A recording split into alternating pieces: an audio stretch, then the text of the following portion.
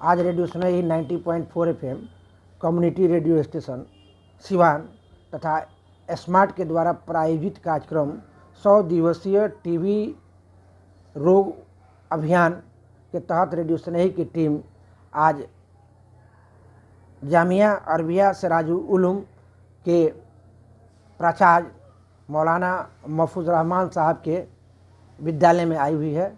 और मौलाना महफूज रहमान साहब एक इस्लाम धर्म के धर्म गुरु भी हैं और ये मुफ्ती भी पद को सुशोभित करते हैं।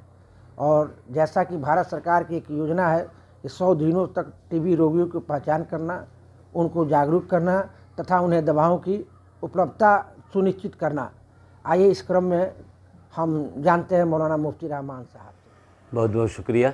मैं रेडियो स्नेही और इसकी पूरी टीम को इस मुफीद कार्यक्रम के प्रस्तुत करने के लिए शुक्रिया भी अदा करता हूं और मुबारकबाद भी देता हूं।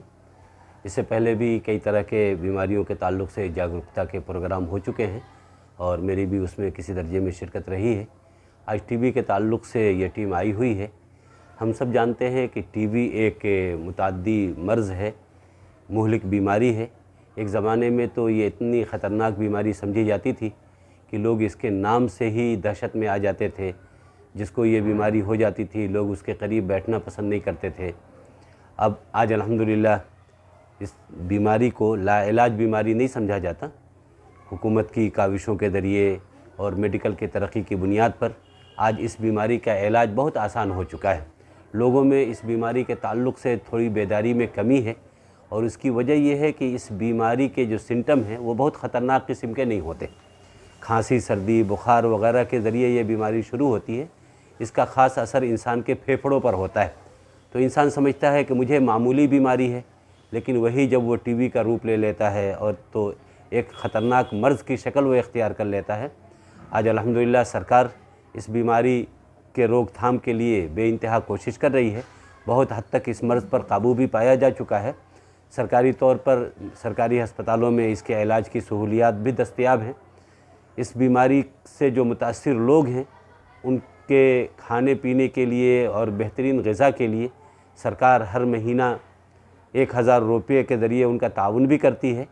मेरी तमाम लोगों से ये अपील होगी कि आपको या आपके जानने वालों में से किसी को अगर इस तरह के बीमारी के कोई असरात नज़र आएँ, डॉक्टर अगर ये तजवीज़ करता है तो आपको बिल्कुल घबराने की ज़रूरत नहीं है, डरने और खौफ खाने की ज़रूरत नहीं है। आप सदर अस्पताल में आएँ, डॉक्टरों से मिलें और इस बीमारी का इलाज कराएँ। इंशाअल्लाह आपको ज़रूर नफ़ा होगा। ये लाइलाज मर्ज़ नहीं है, ये नफ़रत करने और भागने का मर्ज़ नहीं है। इस्लाम में भी सेहत को और हिफ़्ज़ान सेहत को बड़ी अहमियत दी गई है। अल्लाह के रसूल सल्लल्लाहु अलैहि वसल्लम ने सेहत को एक बड़ी नेमत बताया है और इसकी हिफाजत की तलक़ीन की है।